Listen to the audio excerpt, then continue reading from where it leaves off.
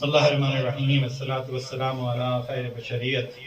Mahmud al-Ahmad al-Mustafa al-Amjad Habib ilahi al-Alameen bil-Qaws bil-Muhammad salawat. Wa ala bayt al-tayyibin al-tahirin al-ma'sumin al-mayamin salawat.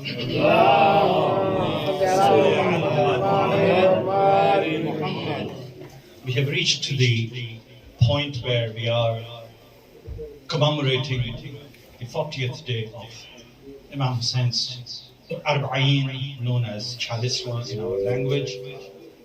And Alhamdulillah, over 35 to 40 million people are lucky enough to be in Karbala today. Alhamdulillah. You are watching the pictures regularly on your phones for Arba'een, the way people are serving and the way people are doing the walk towards the Imam Hussein's grave. This walk is a traditional walk. This walk goes back to centuries. The tradition of walking, which was paused during the Mal'un Saddam, and people were not allowed to do this walk. But now, alhamdulillah, ever since Iraq has got the freedom, this walk is creating a news around the world now. Today, somebody has sent me the picture of Canadian ambassador, a young man in Karbala, doing walk. This is nothing but the tradition of Bibi Zainab Salamullah alayh going to, after almost a year, when the caravan has been released, they went back to Medina via Karbala. And that is the walk that has been referred as the Mashiach. And the people from this place, from every city around the world, people are in Karbala. People are amazed at how 35 to 40 million people can be fed, sleep, and complaints, no pain. Because this is an Arba'een, Jahlum of Imam Hussain. And this is a tradition that has been taking people around the world very seriously to see that how people are serving, how people are 24/7 in Mu'akkib. Different countries are bringing food, different countries are 24/7. Those who have been to this Karbala, this walk, and during the Arba'een walk would know the tradition of Arba'een. To the point, I would just like to say a few words. The tradition of Arba'een is a very important, significant for towards the end of this journey that has been started in the month of Rajab. It was month of Rajab when Imam Hussain has left Medina to Makkah, from Makkah to Karbala. And what happened in Karbala, we had been commemorating for the last 1.5 months. Different majalises talking about different traditions, different various aspects of the story of Karbala that has been recited leading up to the day of Ashura, moving from Ashura to Kufa, from Kufa to Sham. In the Sham, you know what happened, how the children and women had been imprisoned, and who is the leader there? Imam Sajjad, Imam Zain al-Abidin alayhi salam. These are the days of culmination of coming to the end of this journey. This Arba'een is after spending the whole year, almost a year, in prison. Many things happen inside the prison. Bibi Sakina Salamullah alayh left this world inside the prison of Islam. She couldn't make it back to Medina. She couldn't walk it back to Karbala. And that time had been a very difficult time for ladies, for children particularly. surviving the difficult, harsh circumstances of the prison of Yazid.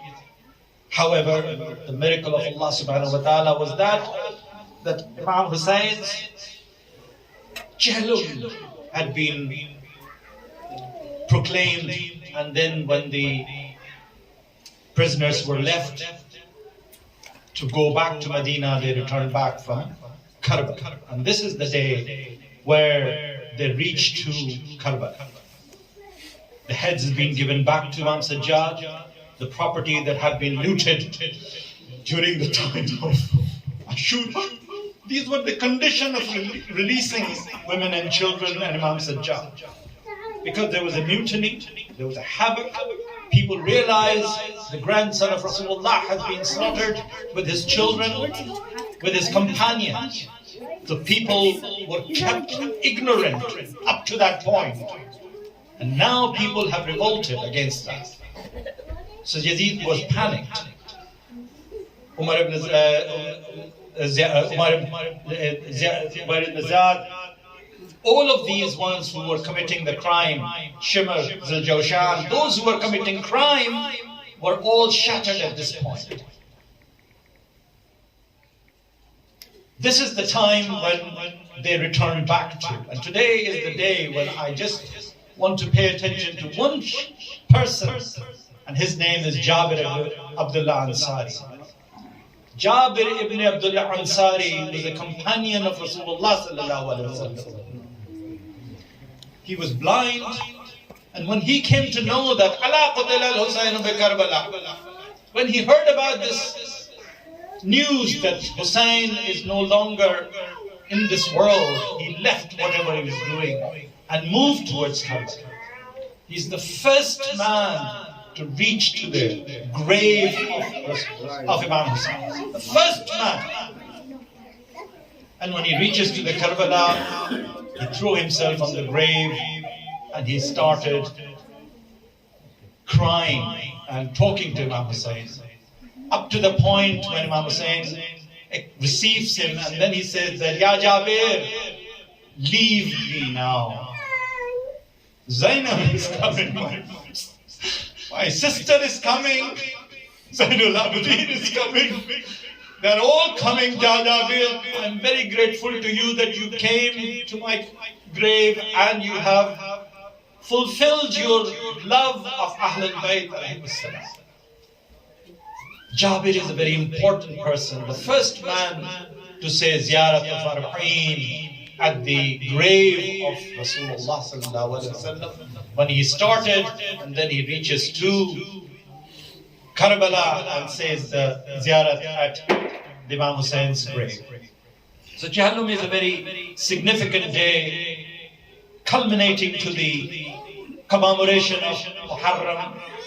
We are in the middle of Safar, and then after 2 weeks, Safar will be over, and then the season of mourning will be fading away for those who have commemorating for a long time, until the next year Imam Hussein will return back to us in Muharram, and then we'll talk about once again reviving the story of Imam Hussein's Shahada, telling our children, telling our communities, telling those who do not know Imam Hussein. This is the biggest challenge for us, to tell those who don't know Imam Hussein.